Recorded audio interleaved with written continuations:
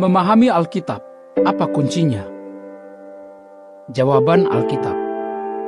Cara untuk memahami Alkitab ada dalam buku itu sendiri.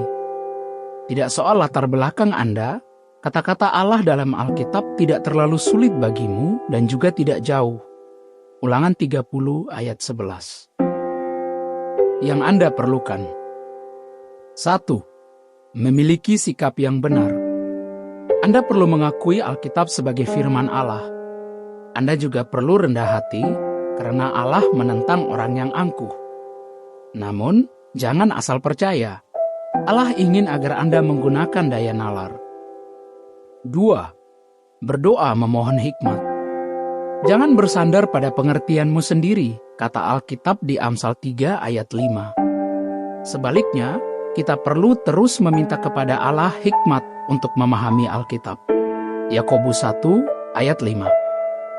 3. Konsisten. Anda akan mendapat manfaat yang jauh lebih besar jika Anda mempelajari Alkitab secara rutin ketimbang hanya sesekali.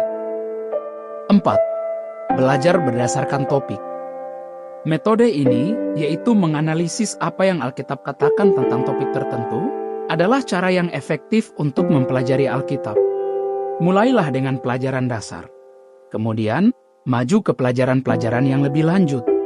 Ibrani 6 ayat 1 dan 2, Bahasa Indonesia masa kini. Anda dapat membandingkan satu ayat dengan ayat lainnya dan melihat bahwa berbagai bagian Alkitab saling menjelaskan, bahkan bagian yang sukar dimengerti. 5. Meminta bantuan orang lain. Alkitab menganjurkan kita untuk menerima bantuan dari orang lain yang memahami Alkitab. Saksi-saksi Yehua menawarkan program pelajaran Alkitab gratis di rumah. Seperti orang Kristen masa awal, mereka mengutip ayat-ayat Alkitab untuk membantu orang lain memahami apa yang sebenarnya Alkitab ajarkan. Yang tidak Anda perlukan. 1. Kecerdasan atau pendidikan tinggi. Ke-12 Rasul Yesus memahami tulisan-tulisan kudus dan mengajarkannya kepada orang lain, walaupun ada yang menganggap mereka orang biasa yang tidak terpelajar. Kisah 4 ayat 13. 2. Uang.